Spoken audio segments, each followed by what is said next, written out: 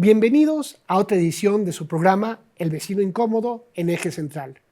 Yo soy Juan de Dios Vázquez y hoy exploramos los crímenes financieros transfronterizos. Para discutir este tema nos acompaña Santiago Nieto, ex procurador de Justicia del Estado de Hidalgo y antiguo titular de la Unidad de Inteligencia Financiera.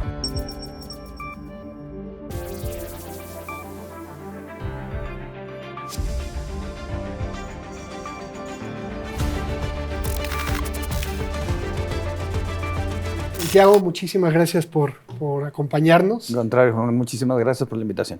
Pues, mira, quería preguntarte antes que nada, durante el tiempo que estuviste como titular de la Unidad de Inteligencia Financiera, tuviste muchísimos retos, ¿no? Obviamente tuviste la cuestión del combate al lavado de dinero, el huachicol, obviamente hiciste muchos impulsos para controlar lo que sería la trata de personas, el combate al narcotráfico.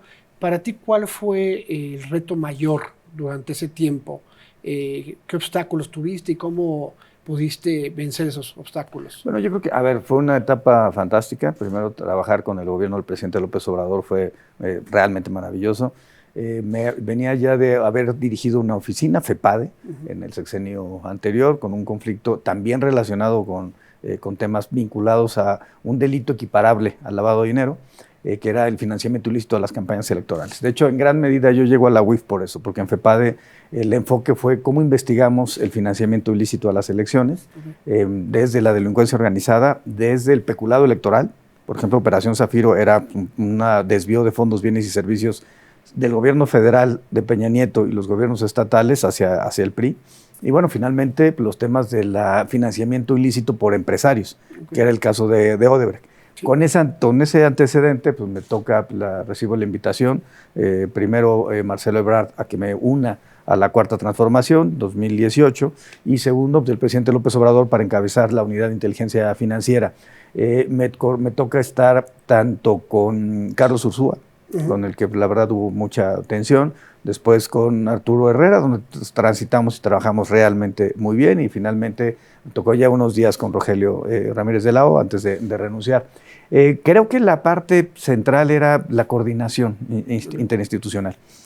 Fueron muy bonitos la experiencia del combate a la trata de personas, ahí inclusive con grupos de fundaciones norteamericanas, con las agencias norteamericanas. El segundo, la generación de los casos anticorrupción, también fueron muy interesantes. Ahí el obstáculo fue, pues, evidentemente, pues, los políticos corruptos tienen capacidades económicas para poder enfrentar y combatir, desvirtuar y deslegitimar las investigaciones que se hacen contra ellos, pero hubo cosas interesantes. Yo creo que finalmente renuncia a Medina Mora, renuncia a Romero de Champs, al sindicato de Pemex, el senador Lavalle, ex senador Lavalle, llega a ser vinculado a proceso. Lo mismo ocurrió en su momento con Emilio Lozoya. Entonces, creo que el único caso que no pudo lograrse como yo hubiera querido fue el de Cabeza de Vaca. Pero bueno, es un asunto que en algún momento pues, va a tener que responder ante la justicia mexicana. Yo estoy absolutamente convencido de ello. Entonces, yo creo que en la parte de la colaboración y coordinación, creo que es la mejor experiencia. Agave Azul, tratado con la DEA, con la Secretaría de Seguridad y Protección Ciudadana de la Ciudad de México, bueno, de la federal y por supuesto la Secretaría de Seguridad Pública de la Ciudad de México. También fue un proceso muy, muy interesante, lo que llamamos la Operación Zócalo, con Omar García Harfuch. Y bueno, pues el combate también al huachicol, creo que fue la primera encomienda que tuvo la Unidad de Inteligencia Financiera en esa época. La verdad que yo lo recuerdo como un hecho fascinante. Tengo ya las memorias escritas, estoy viendo cómo publicarlas, pero están muy interesantes. Eso sí, recomiendo el libro cuando salgan. No sé cómo se va a llevar todavía, pero tiene que ver con inteligencia financiera y seguramente cosas peores. No, me imagino. A mí me tocó vivirlo de cerca, ¿no? También sí. Yo estuve trabajando ahí en esa época.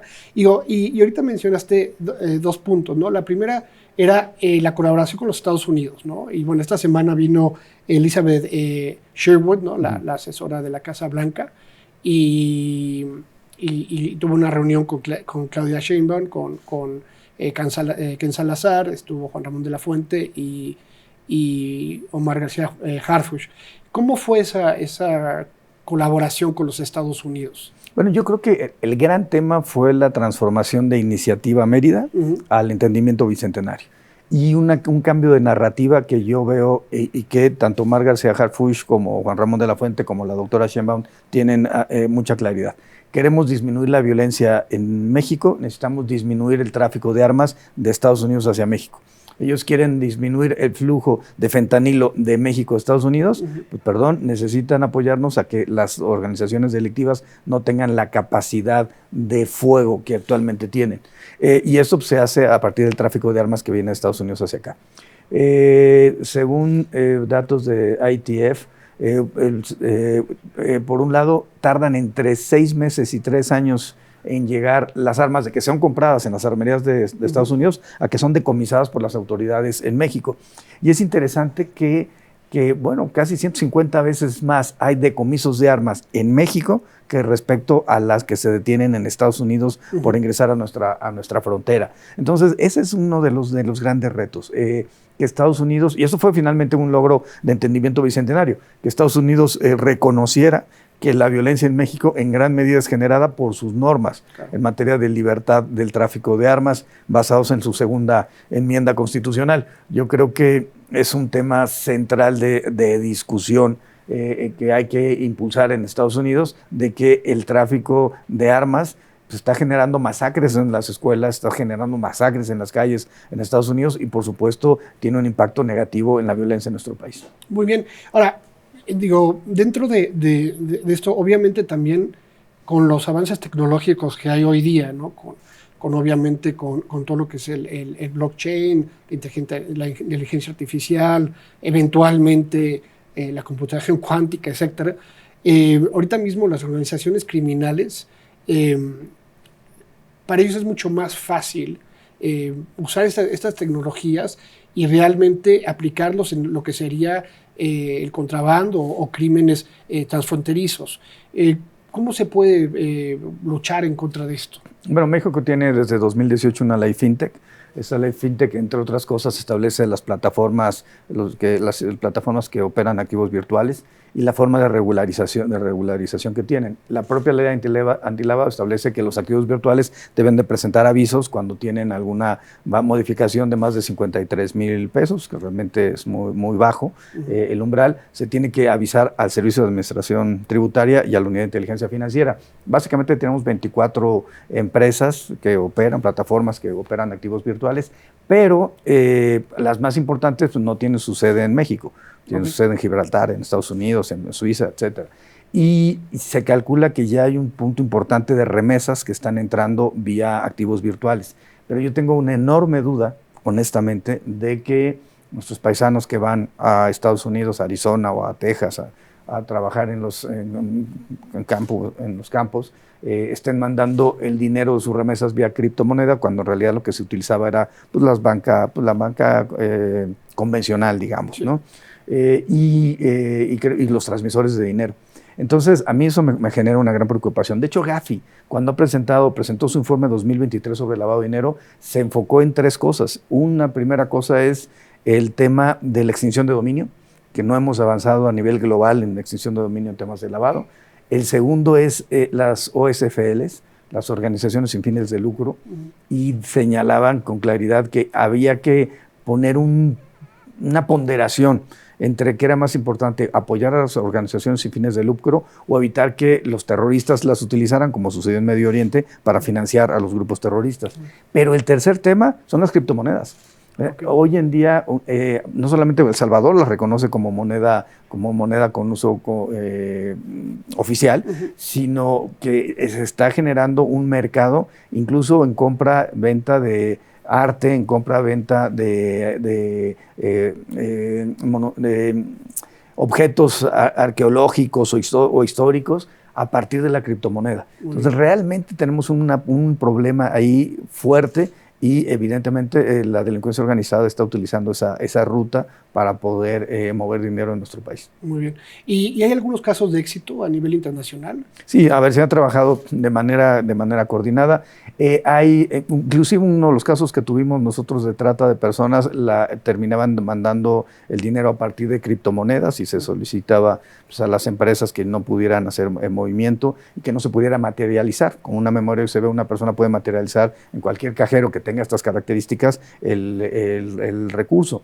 Y por otro lado, creo que hay una visión muy clara de Gafi de que hay que evitar que este tipo de utensilios, o de herramientas más bien, de instrumentos, sean utilizados para contaminar los sistemas financieros en el ámbito de la trazabilidad. Es muy importante la mejora normativa de la ruta del viajero, okay, en donde lo que tenemos que tener es absoluta correspondencia de la debida diligencia del cliente, del lugar donde sale la transmisión al lugar o país donde llega la transmisión del recurso vía la cripto. Pero bueno, ese es uno de los grandes temas, apasionantes temas del tema del lavado de dinero hoy para el mundo, y el problema para nosotros es cómo evitamos que esta nueva mecánica, a partir de las innovaciones tecnológicas, se convierta en un mecanismo de protección de los grupos delictivos. Muy bien, y algo que tocaste un poquito con lo que eran, obviamente, con nuestros compatriotas, ¿no? que están en los Estados Unidos en la cuestión de las remesas. Y esto me lleva a preguntar, ¿cómo se puede encontrar un balance en lo que sería, obviamente, el cuidado y la vigilancia de la seguridad en estos temas financieros y los derechos humanos de varios de ellos, ¿no? Por ejemplo, cuando se congelan cuentas o demás, ¿cómo encontrar un balance en ese aspecto? Yo creo, ese es un gran tema, forma parte pues, del debate constitucional de nuestro país. Se necesita reformar la ley de instituciones de crédito para establecer una temporalidad en el congelamiento de cuentas, porque yo coincido contigo, Juan, es inconstitucional que pueda permanecer una cuenta bloqueada durante 6 meses, 1 año, 2 años, sin que esa carpeta de investigación se haya judicializado, sin que tengamos una sentencia por parte de un órgano jurisdiccional que nos diga que efectivamente existió lavado de dinero en la operación y por tanto era procedente el congelamiento de cuentas. Yo lo que diría es establecer un plazo máximo, 6 meses, y si no hay el acreditamiento de que el dinero proviene de una operación con recursos de procedencia ilícita, entonces permitirle a las personas que en este modelo de presunción de inocencia puedan entonces disponer de los recursos. Creo que el tema central es que la ley era muy tajante. Entonces, congelabas la cuenta, claro, para evitar que se contaminara el sistema financiero y la economía nacional, pero el impacto incluso no solamente en la persona, sino en sus operaciones correlacionadas, pues realmente sí afectaban el derecho al patrimonio de entrada. Entonces yo sí soy de la idea de que hay que restringirlo. En su momento la Suprema Corte planteó esto de que se tenía que ponderar al otorgar la suspensión. También creo que se abusó de ello. Tuvimos casos como el de Kamel Nasif, que cuando logró la suspensión en el amparo, ese mismo día se llevó del país 834 millones de pesos, y eso estaba relacionado, con temas también de trata y de pornografía infantil, y evidentemente es algo que no se puede tolerar.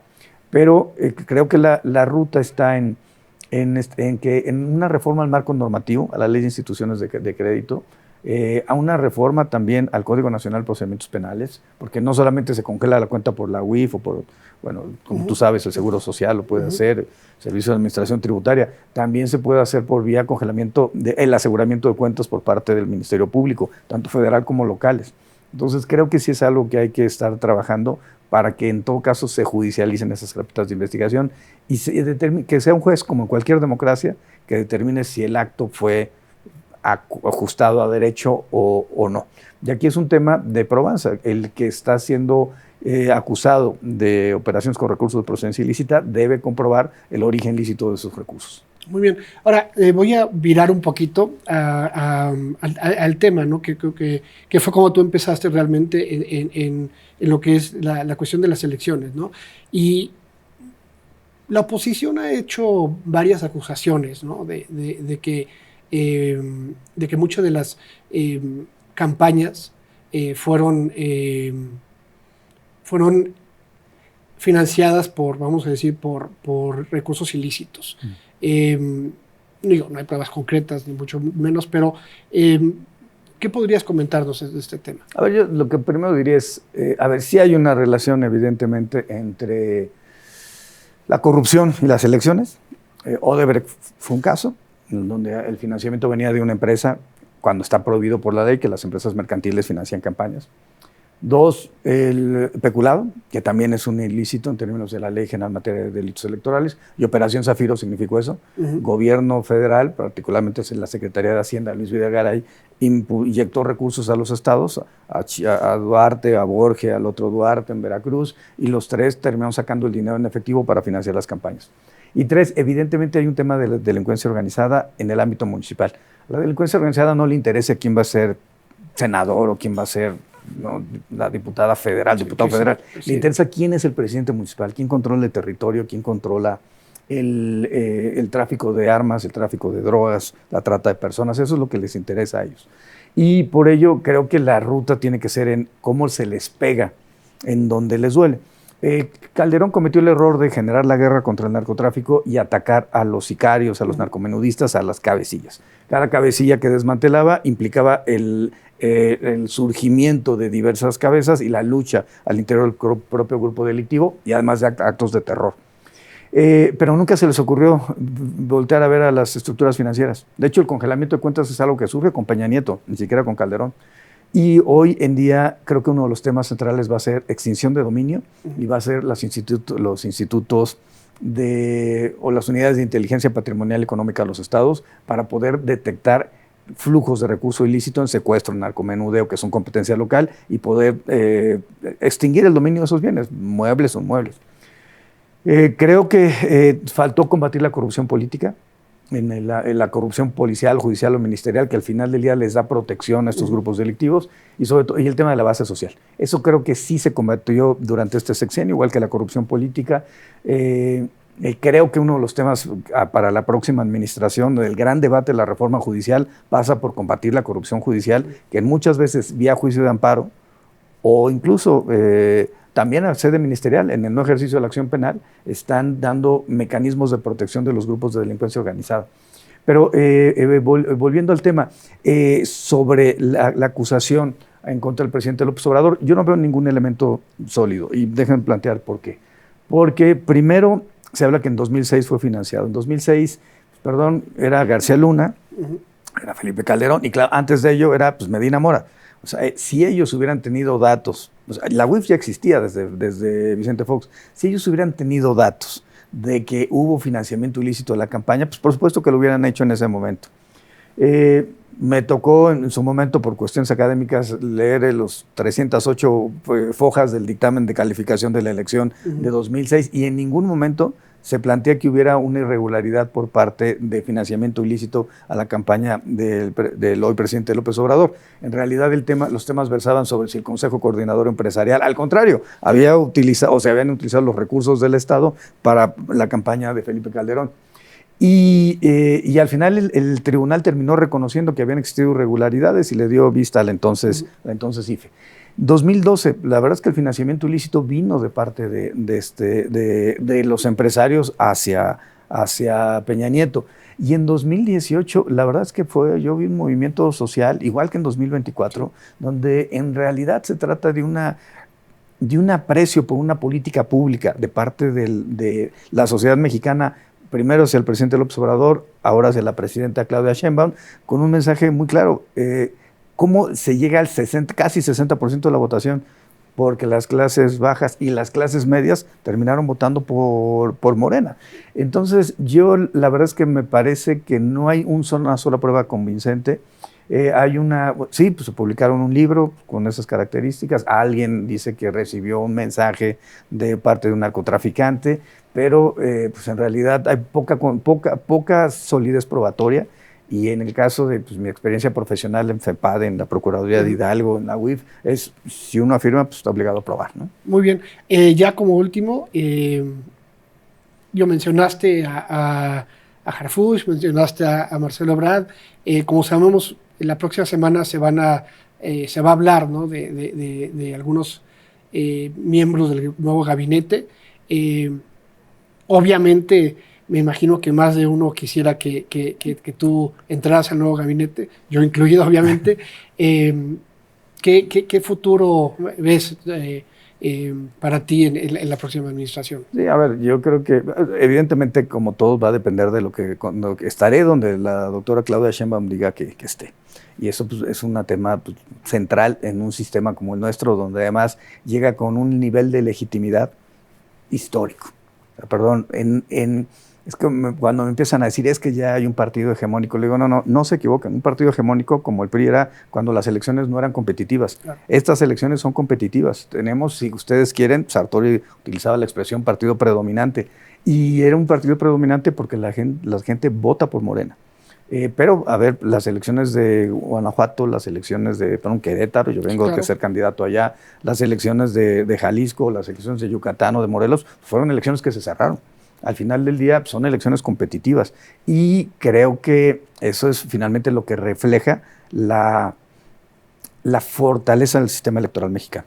En México se organizan elecciones, se organizan bien, y creo que tenemos que seguir por esa ruta. Tenemos ya, pues al final del día, 3 alternancias, sin derramamiento de sangre. Yo siempre dije que en 2024 Morena iba a refrendar sus triunfos, no nos equivocamos. Y son cuestiones también coyunturales. Creo que tenemos a mí si me dijeran, ¿qué quieres? Pues yo quiero una oposición sólida, una oposición firme, una oposición que no tenga el mal tino, perdón por decirlo así, el mal tino de un presidente con el 68-70% de aprobación. Haces una campaña basada en el odio al presidente, pues eso no iba a funcionar nunca. Claro. No se necesita tener 3 dedos de frente para darse cuenta que era un error la estrategia de Xochitl. Yo siempre decía, por favor, que los señores priistas no quiten a Alito, señores panistas no quiten a Marco Cortés, Xochitl, por favor, no quiten a Max Ortázar, que sigan ellos operando todo, porque el resultado, pues, era de esperarse. PRD desapareció.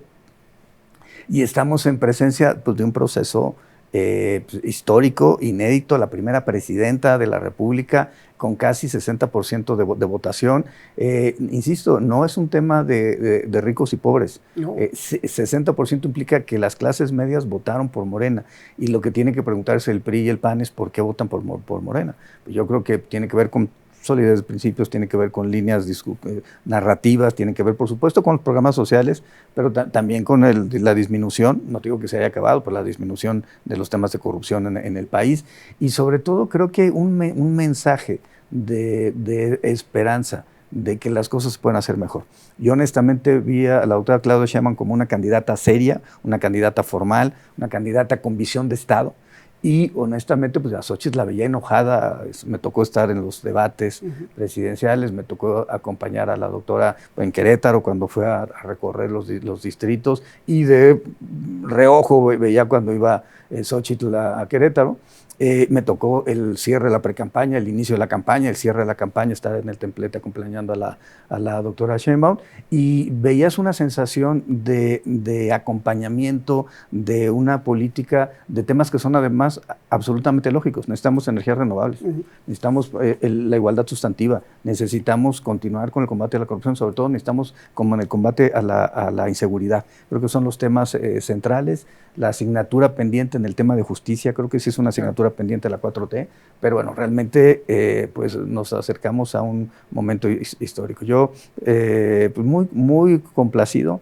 La experiencia de ser candidato es maravillosa. Yo lo que les digo a todos es, por favor, si pueden ser candidatos, sean candidatos. Es algo, sobre todo siendo candidatos de un partido popular, una plaza complicada como Querétaro, pero realmente yo estoy convencido.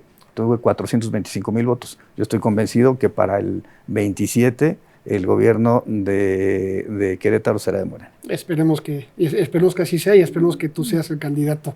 También creo que va a depender de muchos factores, pero la verdad una maravillosa experiencia. Pues bueno, Santiago, muchísimas gracias por acompañarme. Acá es tu casa, cuando quieras, obviamente estás más que invitado, y bueno, todo lo mejor.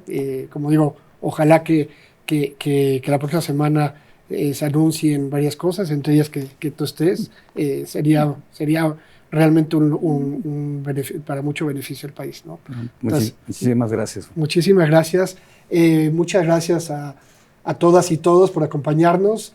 Nos vemos la próxima semana. Muy buenas noches.